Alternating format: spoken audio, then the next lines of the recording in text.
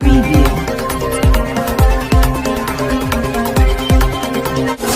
Preview. मान्यवर गडकरी जी। सभी आदरणीय श्रद्धेय अतिथिगण, मेरे सहयोगी मनसुख भाई और सभी उपस्थित भाई और बहनों, आपने आज का इस कार्यक्रम आयोजित करके हमें एक पॉजिटिविटी और हिम्मत भी देने का काम किया है। कोरोना का संकट जो है वो पूरे विश्व पर है और हमारे देश पर भी आया है।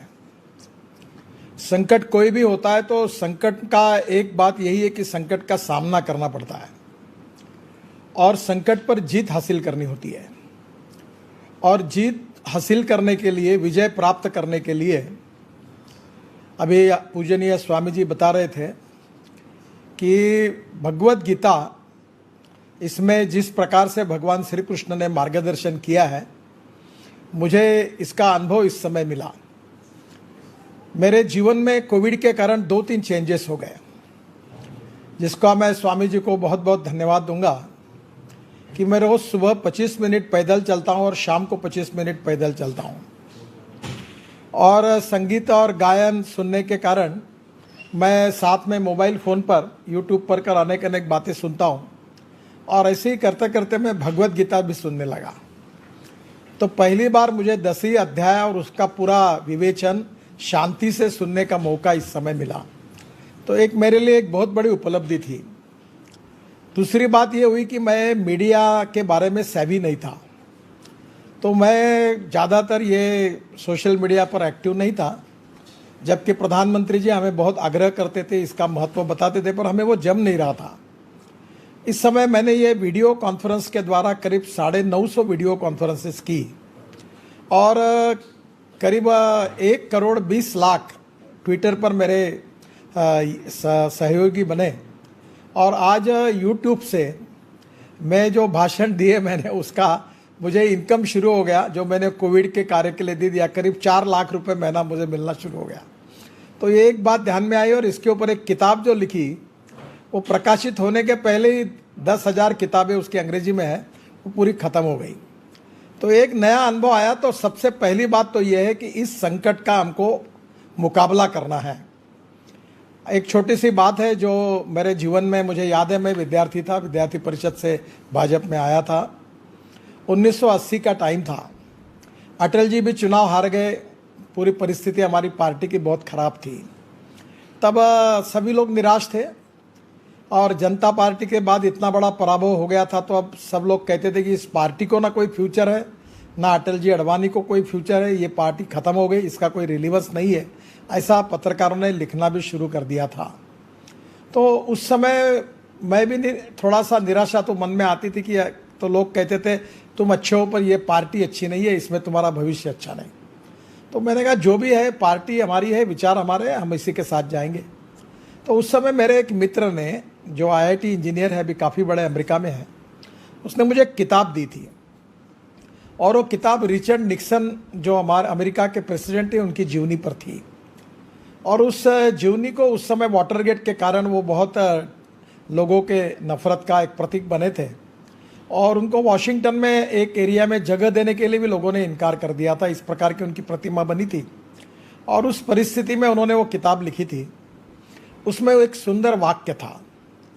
वाक्य ये था कि the man is not finish when he is defeated, but he is finish when he quits. आदमी कभी युद्ध में हारने के बाद समाप्त नहीं होता, जब युद्धभूमि छोड़कर भाग जाता है तब वो समाप्त होता है।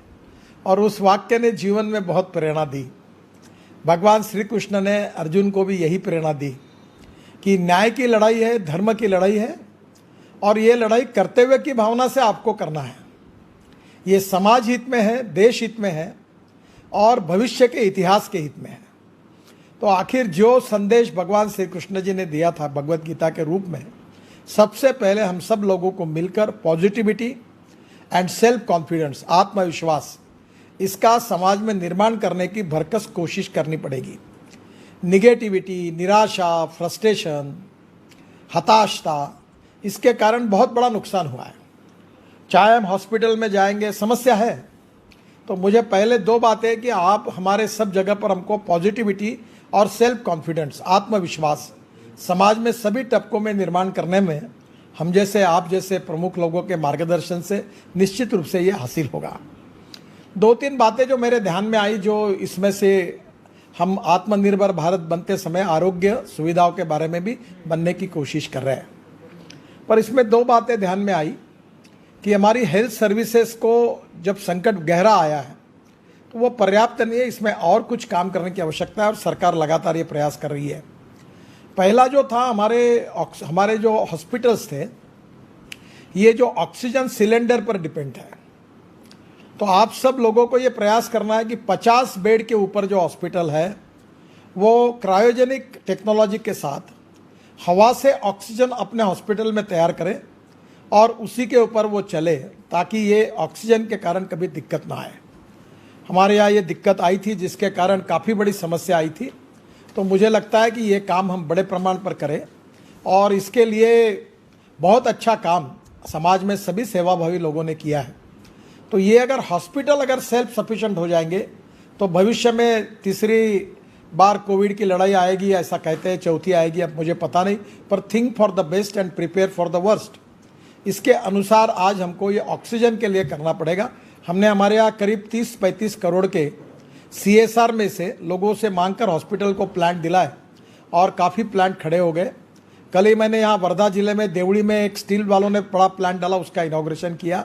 तो ये ऑक्सीजन की परिपूर्णता, हर जिला ऑक्सीजन में स्वावलंबी बने और क्रायोजेनिक ऑक्सीजन की जो सिस्टम है जिसमें 2 प्रकार के ऑक्सीजन हम लेते हैं। एक स्टील फैक्ट्री में, जैसे हमारे यहाँ भिलाई है, राउरकेला है, बोकारो जो कहते हैं हम लोग, या अंगुल है, या अपने कर्नाटक में अपना बेल्लारी है, या रायगढ़ डोली करके वो प्लांट है। स्टील प्लांट में बाय प्रोडक्ट करके ऑक्सीजन निकलता है। अभी करीब 6,500-7,000 टन हमारे स्टील मिनिस्ट्री ने इस संकट के समय ये ऑक्सीजन देश को दिया है, इसके कारण हमारी जान बची है।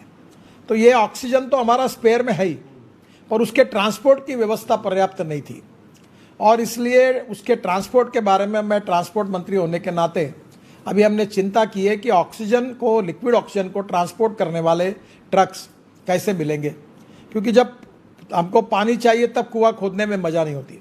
तो हमने जो हमारे डिपार्टमेंट की ओर से निर्णय किया कि जो LPG के ट्रक है वो 3 बार नाइट्रोजन से धोने के बाद वो लिक्विड ऑक्सीजन के लिए यूज़ होंगे, और अब क्रायोजेनिक टैंकर्स है, ये सब बड़े प्रमाण पर देश में हो, इसकी चिंता हमको करनी पड़ेगी। जब वाइस चांसलर साहब उपस्थित है तो मैं उनसे अनुरोध करूंगा कि हमारे यहाँ ये जो एयर टू ऑक्सीजन बनता है, इसके लिए जो विशेष रूप से टेक्नोलॉजी है, उसमें ऑक्सीजन प्रोडक्शन के लिए हमने जियोलाइट मॉलिकुलर सीव मेम्ब्रेन यूज़ करते हैं। और स्वदेशी विचार मंच को मैं प्रार्थना करूंगा कि हर चीज़ में भारत को स्वयं पूर्ण करना, आत्मनिर्भर करना, यही हमारा मकसद है। ये पूरी तरह से हमारा इंपोर्ट होता है ये प्लांट के लिए, और इसका भाव 300 रुपये 400 रुपये किलो था, तो यूरोपियन कंपनियों ने इसका भाव 700 रुपये किलो कर दिया। और इसमें जो हमारी लिथियम है उससे भी ये बनता है, पर उसकी कॉस्ट 2000 रुपये किलो आती है। तो हमारी यूनिवर्सिटी, हमारा रिसर्च, ये जो ऑक्सीजन प्रोडक्शन के लिए जियोलाइट मॉलिकुलर सीव मेम्ब्रेन है, इसका रिसर्च करके इसके ऑप्शन को लेकर आए ताकि हमारे देश में बड़े प्रमाण पर ये हो। और इसलिए निश्चित रूप से अभी हमने रशिया से, DRDO हमारा मंत्री विभाग है जिसके रेड्डी करके सेक्रेटरी है, और हमने कोशिश की सरकार ने, और उसमें से 350 टन हमने रशिया से इंपोर्ट किया है। और ये प्लांट अब बड़े प्रमाण पर बनकर NHI के तरफ से हम वहाँ का सिविल का काम, जगह जगह डिस्ट्रिक्ट हॉस्पिटल का वगैरह हम हमारे तरफ से भी कर रहे हैं, और निश्चित रूप से ये मिल जाएगा। पर इसका रिसर्च करके ये क्या हो सकता है ये देखिए। तीसरी बात जो हमारे ध्यान में आई कि तालुका प्लेस पर और नगर परिषद के क्षेत्र पर सबसे बड़ी कमी है कि वहाँ जो वेंटिलेटर भी नहीं है, ऑक्सीजन कॉन्सनट्रेटर भी नहीं है, और बैकपैक भी नहीं है। और ये अनुभव जो है इसमें हमारी धार्मिक संस्थाएं, एजुकेशनल इंस्टीट्यूशन, सोशल ऑर्गेनाइजेशन बहुत काम कर सकती है। इस समय जब ये समस्या आई तो हमने कोशिश की और हमको लोगों ने डोनेशन में मदद की। हमने करीब 3000 ऑक्सीजन कॉन्सनट्रेटर लाए, करीब 1.5 से 2,000 ये बाईपैक लाए, जो स्पाइस जेट के अजय सिंह करके है, अपने परिवार के विचार कार्यकर्ता ही है, उनकी लड़की काम करती है। वो स्पाइस जेट का 34-35 हज़ार का एक छोटा बाईपैक यूनिट है, वो मैंने कम से कम 2,000 लाए इमीडिएटली, उससे भी लोगों की जान बच गई। तो पहली बात मैं आपको सबको सुझाऊंगा कि हमारी जो सोशल ऑर्गेनाइजेशन है, धार्मिक संगठन है, वो ऑक्सीजन सिलेंडर के लिए और ऑक्सीजन कॉन्सेंट्रेटर के लिए बैंक बनाए। अभी हमारे यहाँ छोटे छोटे इसमें 3 कार्यकर्ताओं ने ये काम किया। उन्होंने क्या किया कि ऑक्सीजन सिलेंडर अपने घर में 100-150 रखे और जिसकी तबीयत सीरियस होती थी वहाँ सिलेंडर पहुँचाते थे और ये सिलेंडर में वो ऑक्सीजन भर के लाते थे। तो अब मैंने उनको मदद भी की, एक एम्बुलेंस भी दी और उसके साथ साथ उनको 300 सिलेंडर दुबई के अपने भारतीय लोगों ने लाकर वो भी वहाँ से इंपोर्ट करके दिए। तो ऐसे एक कटारे करके है, एक हमारा छोटू बोरीकर करके है और एक कार्यकर्ता है, तीनों ने मिलकर इसका उपयोग करके इसका काम शुरू किया। तो मैं आपको सबको एक अनुरोध करूंगा, मैं अभी शुरू कर रहा हूं। विदर्भ के 10 डिस्ट्रिक्ट में करीब 10-12 लोकसभा क्षेत्र है, तो तालुका प्लेस पर कम से कम 5 और नगर परिषद क्षेत्र पर 5 और जो बड़े डिस्ट्रिक्ट सेंटर है उसमें 2 सेंटर और नागपुर जैसे बड़े शहर है उसमें विधानसभा वाइज एक सेंटर, एक ऑक्सीजन कॉन्सेंट्रेटर की बैंक खोल रहा हूँ। यानी इसके लिए मुझे अभी ऑक्सीजन के ये आ गए, मेरे पास अभी 500-600 स्टॉक में है। और जो चैरिटेबल ऑर्गेनाइजेशन है, धार्मिक संस्था है, मंदिर ट्रस्ट है, एजुकेशन इंस्टीट्यूशन है, कोऑपरेटिव है, कोई सेवाभावी कार्य करता है, कोई सीनियर सिटीजन का क्लब है, इनको 5-5 मैंने उनसे आवेदन मांगने का तय किया। कल पेपर में जाहिर कर रही योजना, और वो आवेदन मांगकर हम उनको 5-5 कॉन्सेंट्रेटर देंगे, उसका ट्रेनिंग भी देंगे। और वही लोग फिर वहाँ अगर किसी की तबीयत सीरियस हो गई तो 1 मिनट में वो कम से कम 100 लीटर तक ऑक्सीजन दे सकता है, तो लोगों की जान बचा पाएंगे। इस समय सब तकलीफ का विषय ये था कि ऑक्सीजन न होने के कारण लोगों की मृत्यु हुई, ये अच्छा नहीं हुआ। और इसलिए लोगों की जान बचाने के लिए ऑक्सीजन कॉन्सेंट्रेटर और बाईपैक, अब ये यूनिवर्सिटी काफ़ी रिसर्च कर रही है। पूना में कुछ लोगों ने 25,000 रुपये में एक बनाया है, काफ़ी लोग काम में लगे हैं। हमारे वाइस चांसलर जो है उनको मेरा अनुरोध है कि ऑक्सीजन ये जो कॉन्सेंट्रेटर है, बाईपैक्स है, वेंटिलेटर बहुत बड़ी बात हो गई। मैंने कम से कम 600-700 वेंटिलेटर भी लोगों को, हॉस्पिटल को इस बार डोनेट किए।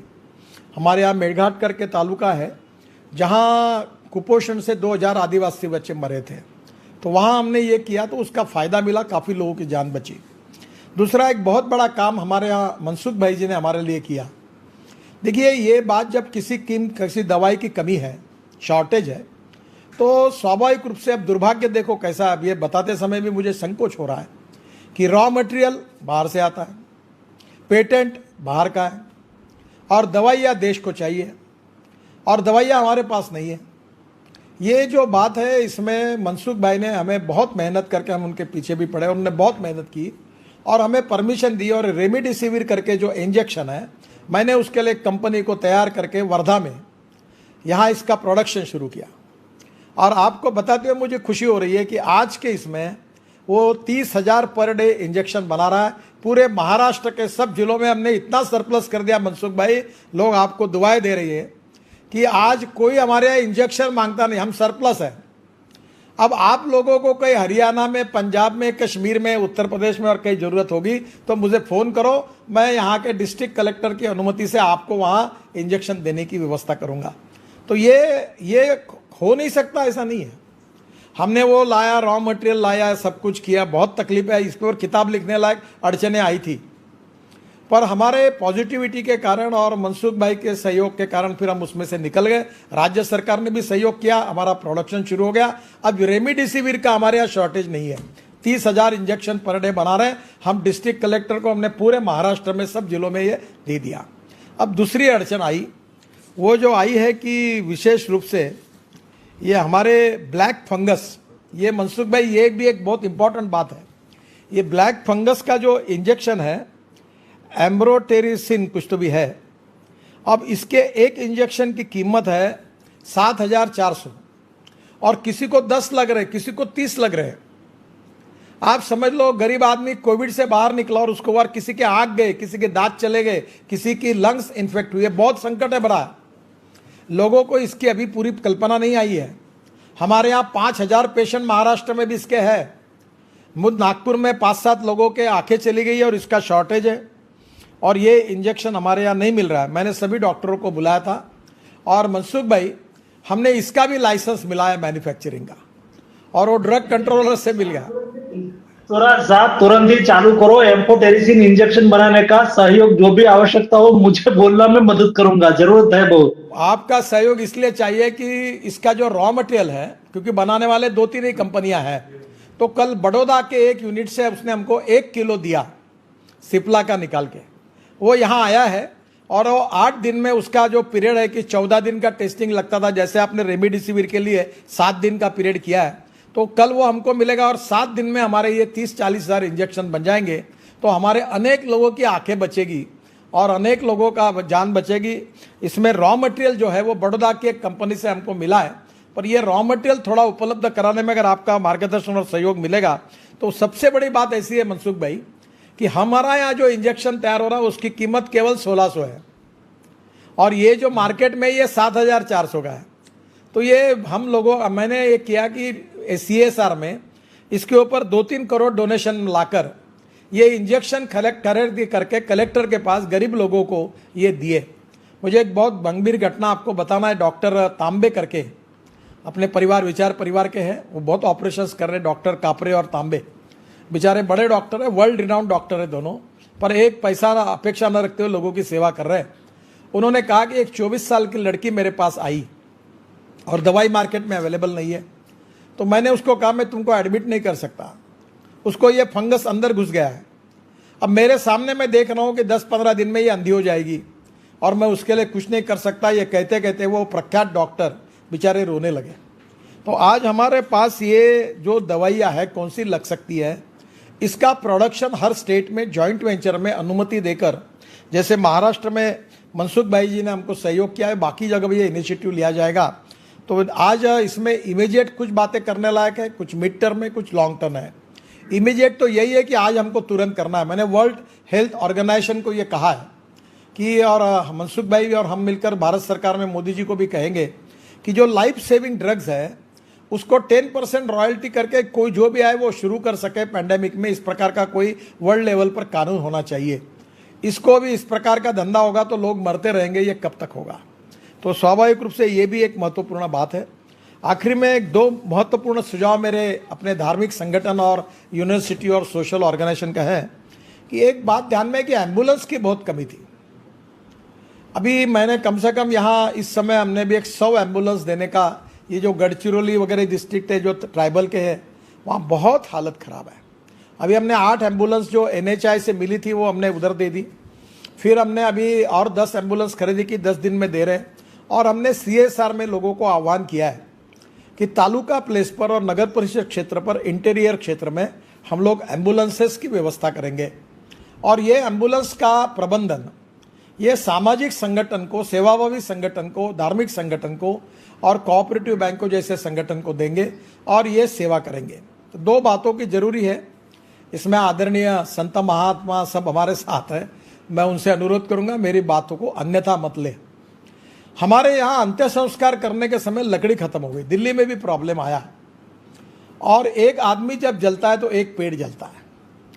अब इसलिए स्वाभाविक रूप से इसके विकल्प में 3-4 बातें आगे आई है कि हमारे हिंदू संस्कृति और धर्म के अनुसार अंत्य संस्कार करते समय हम चंदन की लकड़ी यूज करते हैं, पर इसमें से हमने ये जो बायोमास है इससे पैलेट बनाकर इससे हमने अंत्य संस्कार करने की योजना चालू की, वो भी अच्छी हुई है। फिर हमारे विश्व हिंदू परिषद के हड़तालकर जी है, उन्होंने ये गोबर से गोरिया बनाकर उसके लिए भी अंत्य संस्कार की एक स्पेशल ये बनाई है, डिज़ाइन करके फैब्रिकेट करके, उससे भी किया है। पर अब गोबर से हम पेंट बना रहे हैं, 5 रुपये किलो गोबर लेकर हम अच्छा पेंट डिस्टेम्पर, और 5 रुपये किलो गोबर का भाव गरीब लोगों को मिलेगा और गाय बचेगी। तो वो अभियान अब चला रहे। तो अब इसमें 3 पर्याय है। हम डीजल पर ओवन चला सकते हैं, अंत्य संस्कार कर सकते हैं। हम इलेक्ट्रिक पर कर सकते हैं, हम इथेनॉल पर कर सकते हैं जो किसान तैयार कर सकते हैं। और चौथी बात जो है ये जो पैलेट है बायोमास के, इसका ऊपर भी हम अंत्य संस्कार करके लकड़ी का एकदम खर्चा कम कर सकते हैं। तो मेरा हमारे यूनिवर्सिटी के वाइस चांसलर इनको देखिए, बहुत सिंपल टेक्नोलॉजी अवेलेबल है और मैं हमारे यहाँ भी यूडी मिनिस्ट्री को और प्रधानमंत्री जी को कहने वाला हूँ कि पूरे देश में अंत्य संस्कार करने के लिए सब जगह अच्छी व्यवस्था हो, ऐसा एक कार्यक्रम हम करें, और ताकि इसमें किस प्रकार की व्यवस्था हो। देखो, एक व्यक्ति जब लकड़ी से जलाया जाता है तो उसका खर्चा 3,000 रुपये तक जाता है। एक व्यक्ति को जब डीजल से जलाया जाता है तो वो 1,600 आता है।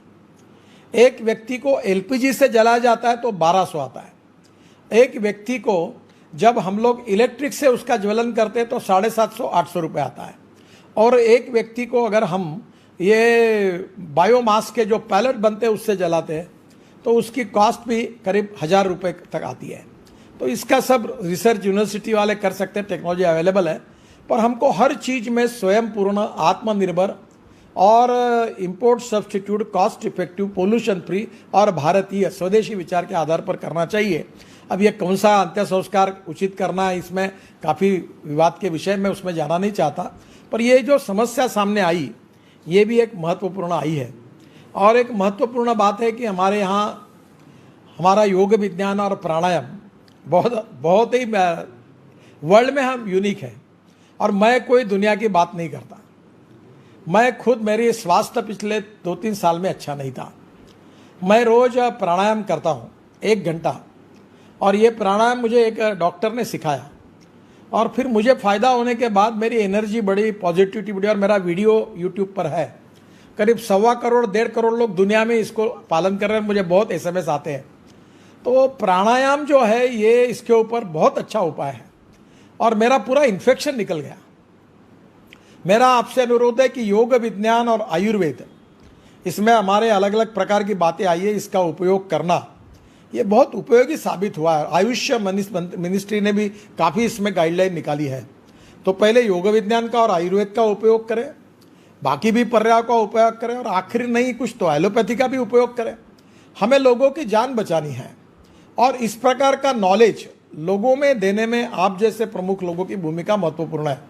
मैं 2 बातें अक्सर कहते रहता हूँ, एक innovation, entrepreneurship, science, technology, research, skilled and successful practices, we name it as a knowledge, and conversion of knowledge into wealth हमारा भविष्य है।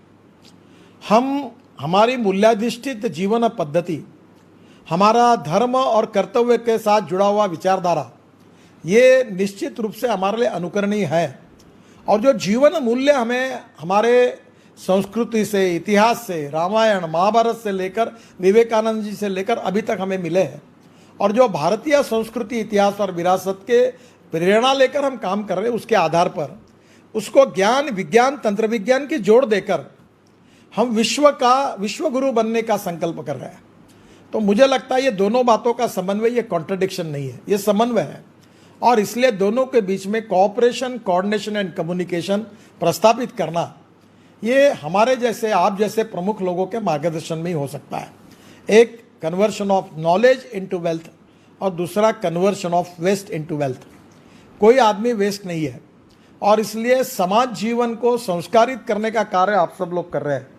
प्रबोधन, प्रशिक्षण, रिसर्च एंड डेवलपमेंट ये चल रहा है, पर उसके साथ साथ ये जो संकटों का आयाम बदल रहा है, अभी कभी कोविड आया, आज तो तूफान हमारे महाराष्ट्र में आया, उससे नुकसान हुआ। तो संकटों का एक स्वरूप बदल रहा है, संकटों की ग्रेविटी बदल रही है, और उसकी तीव्रता बदल रही है, तो उसके उपाय भी बदलेंगे। और समयानुकूल और युगानुकूल संकटों पर मात करने का मार्ग समाज को दिखाना, यही नेतृत्व का काम है, जो धार्मिक क्षेत्र में हमारे मार्गदर्शक है, सामाजिक क्षेत्र में मार्गदर्शक है, शैक्षणिक क्षेत्र में मार्गदर्शक है। उन लोगों के चिंतन से ही हमें इसके मार्ग निकलेंगे, और एक एक चीज़ को जब हम ठीक करते जाएंगे तो उसका टोटल इम्पैक्ट अच्छा होगा। और स्वदेशी हमारा आत्मा है, चाहे महात्मा गांधी जी ने कहा हो, दीनदयाल उपाध्याय जी ने कहा हो, या स्वर्गीय दत्तोपंत ठेंगड़ी जी ने कहा हो, या अभी भी हम जिसका विचार कर रहे हैं, वो स्वदेशी का विचार हमारा आत्मा है। और उसी के आधार पर हिंदुस्तान को आगे लेकर जाना है। पॉजिटिविटी, सेल्फ कॉन्फिडेंस, आत्मविश्वास को कायम रखना है, निराशा, निगेटिविटी को निकाल देना है, और संकटों का मुकाबला करने की हिम्मत हमारी समाज में, हमारे लोगों में निर्माण करना है। और जो प्रयोग उपाय है, जिसकी चर्चा, कुछ सुझाव मैंने आपको दिए, कुछ आपके भी चिंतन में से आगे आए होंगे, उसका उपयोग हम सब लोग मिलकर करेंगे और मिलकर हमारे एक दूसरे के अच्छे एक्सपीरियंस हम शेयर करते जाएंगे। अभी जैसे यूट्यूब के मीडिया, सोशल मीडिया के कारण ये इतना आसान हो गया है कि एक ने किया हुआ अच्छा काम दूसरे को पता चल जाता है, दूसरे ने किया हुआ अच्छा काम तीसरे को पता चलता है, और इसी से अच्छे कामों की संख्या बढ़ेगी, जिसमें हमारे संत है, हमारे सदगुरु है, अपने हमारे डॉक्टर साहब भी आज इसमें, हरेंद्र पंड्या जी भी है, हमारे स्वामी जी भी है। इनके भी क्षेत्र के अनुभव के जो सार होंगे, जो मार्गदर्शक होंगे, वो हमें सबको उपयोगी होंगे। मैं फिर से एक बार आप सबको विशेष रूप से हमारे आदरणीय श्रद्धेय महानुभाव मार्गदर्शकों को हाथ जोड़कर उनका अभिवादन करता हूं, और हम सब लोग मिलकर जो राष्ट्रवादी और स्वदेशी के विचार को अपना कन्विक्शन मानकर आगे जाते हैं, हम इन समस्याओं पर मात करके सभी समस्याओं के उपाय ढूंढते हुए हम आगे जाएंगे। और इस समस्या पर मात करके निश्चित रूप से जिस प्रकार से मैंने टीवी पर देखा कि स्पेन का देखा, और उन्होंने पूरे रोग बाहर आए, सबने मास्क फेंक दिए और होटल्स खुल गए, लोग रोड पर घूमने लगे, आनंद होने लगा क्योंकि सब मुक्त हो गए। इसराइल में हो गया, तो हम भी भारत को कोविड से मुक्त करके हराकर पूरा उसको समाप्त करने का एक आत्मविश्वास, कॉन्फिडेंस, सेल्फ कॉन्फिडेंस, क्योंकि अहंकार और आत्मविश्वास दो शब्दों में अंतर है। अहंकार नहीं होना चाहिए, आत्मविश्वास होना चाहिए। तो हम ये आत्मविश्वास, पॉजिटिविटी के साथ समाज में निर्माण करके हम सब लोग आगे जाएंगे। इसमें आप सबका मार्गदर्शन और आशीर्वाद मिलेगा। फिर से एक बार आपको बहुत बहुत नमस्कार, धन्यवाद। मान्यवर मंत्री महोदय श्रीमान नितिन जी गडकरी ने एक अत्यंत उत्साहवर्धक और जिसको हम होलिस्टिक कहते हैं, सर्वस्पर्शी अभी क्या उपाय हो सकते हैं कोरोना से मुक्ति के, और किस प्रकार देश इस संकट से बाहर निकल सकता है, और उन्होंने किस प्रकार से कॉर्पोरेट सोशल रिस्पॉन्सिबिलिटी के फंड के माध्यम से, अन्य माध्यमों से देश में जो हेल्थ इंफ्रास्ट्रक्चर बनाने की जो पहल की है, निश्चित वह साधुवाद के पात्र हैं। और एक प्रकार से गीता मनीषी ज्ञानानंद जी ने, महाराज ने, स्वामी जी ने जिस प्रकार से धर्म और ज्ञान की चर्चा की, उसी पर आपने समाप्त करते हुए अपने बात को पूरा किया। और मैं सारे विश्वविद्यालयों के आज बड़ी संख्या में कुलपति यहाँ हैं, 600 के करीब कुल वैज्ञानिक कुलपति और इस प्रकार के सभी लोग हैं। तो मुझे लगता है कि आपने जो आह्वान किया है कि देश भारत को विश्वविद्यालय भारत को आत्मनिर्भर बनाने के लिए उस प्रकार के शोध निश्चित रूप से करेंगे, और हम आपके साथ संपर्क में भी रहेंगे, जिससे कि हम एक प्रकार से सहयोग के साथ आपस में तालमेल के साथ इस प्रकार के अनुसंधानों की दिशा में आगे बढ़ें। और यहाँ जो मान्यवर कुलपति महानुभाव और सभी परिजन उपस्थित हैं, उनसे भी आग्रह है कि यह जो universal access to vaccine and medicine वाला जो याचिका चल रही है, तो मुझे लगता है कि इस पर देश विदेश में हम अधिकतम हस्ताक्षर करवा के, और एक प्रकार से जो इसी समय में एड्स के विरुद्ध हमने एड्स के विरुद्ध जिस प्रकार से वैक्सीन एक वैक्सीन के बारे में मेरे मनसुख भाई से भी अनुरोध है, आप सबसे है कि यहाँ जब किसी बात की डिमांड ज़्यादा होती है और सप्लाई कम होता है तो प्रॉब्लम क्रिएट होता है। तो ये वैक्सीन वाली कंपनी एक के बजाय 10 लोगों को लाइसेंस दे और रॉयल्टी भी ले, कोई सेवाभावी करके ना करे। और जैसे मैंने ये दवाइयाँ न होने वाली तैयार कर ली, तो वैक्सीन का प्रोडक्शन अगर 10 जगह खुल जाएगा, जैसे हापकिन को इम्पोर्टेंस मिला है, तो मनसुख भाई मेरा अनुरोध है कि आप हर राज्य में 2-2, 3-3 लेबोरेटरी ऑलरेडी है। मेरी जानकारी है कि उनकी क्षमता भी है और उनके पास इंफ्रास्ट्रक्चर भी है। फार्मूला देकर इनका उनके साथ कोऑर्डिनेशन करके अगर ये संख्या बढ़ाएंगे तो पहले उनको कहिए देश में दीजिए, बाद में ज़्यादा होगा तो एक्सपोर्ट करिए। तो मुझे लगता है ये तुरंत 15 दिन 20 दिन में हो सकता है। तो थोड़ा ये तो मेरे अंदर का विषय नहीं है, आप अनायसे दिल्ली में है, तो ये जो वैक्सीन का प्रॉब्लम है अगर इसमें सुलझाने में अगर आपको उचित लगे तो इसका जरूर विचार करिए। वैसे मनसुख भाई ने बहुत विस्तार से उनके क्या क्या प्रयास है, वॉलंटरी लाइसेंस देश में विदेश में किस प्रकार से दिलाने के भी प्रयास कर रहे हैं, इसको उन्होंने बहुत अच्छे से रखा था कि वैक्सीन की उपलब्धता, और दिसंबर तक सब लोगों का टीकाकरण हो जाएगा। और उन्होंने विश्व में भी यह हमारा वैक्सीन का लाइसेंस देने का भी सूचना दी थी। अब मैं चूंकि कार्यक्रम के लगभग सभी वक्ताओं ने अपने विषय विचार रखे हैं, और अंतिम आह्वान ये करना चाहता हूं कि यहाँ जो उपस्थित है, हम उस universal access to vaccine and medicine वाली याचिका पे अधिकतम हस्ताक्षर करके और ऐसा जन दबाव बनाए कि सारी कंपनियां, अधिकतम कंपनियों को लाइसेंस निशुल्क देकर और हम विश्व की मानवता को इससे बाहर निकाले, विश्व की 750 करोड़ से अधिक मानवता को इस संकट से बाहर निकालेंगे। ऐसा माननीय मनसुख भाई ने जो अपने प्रयास बताए, माननीय गडकरी जी ने जो प्रयास बताए, इसके पहले पीएच कुरियन जी ने और पूज्य स्वामी गीतानंद जी ने जो मार्गदर्शन किया, निश्चित रूप से हम उसमें सफलता पाएंगे। और अब स्वदेशी जागरण मंच के राष्ट्रीय संयोजक रामामृतम सुंदरम जी यहाँ उपस्थित हैं। मैं उनसे आग्रह करता हूं कि सभी के प्रति अपना आभार व्यक्त करें। थैंक्स गिवन बाय सुंदरम जी। सुंदरम जी का केंद्र मदुरई है और वो तमिलनाडु से आते हैं। सभी को धन्यवाद। Reverential Swami ji, Gyananand ji, we thank you very much for guiding us through Bhagavad Gita. Bhagavad Gita is always an everlasting epic, the conversation between Krishna and Arjuna, and you have rightly pointed out few slokas that will give us confidence. बहुत बहुत धन्यवाद ज्ञानानंद जी। Gadkari ji, a man always in a hurry. स्वदेशी हमारा आत्मा है, your golden words, Gadkari ji.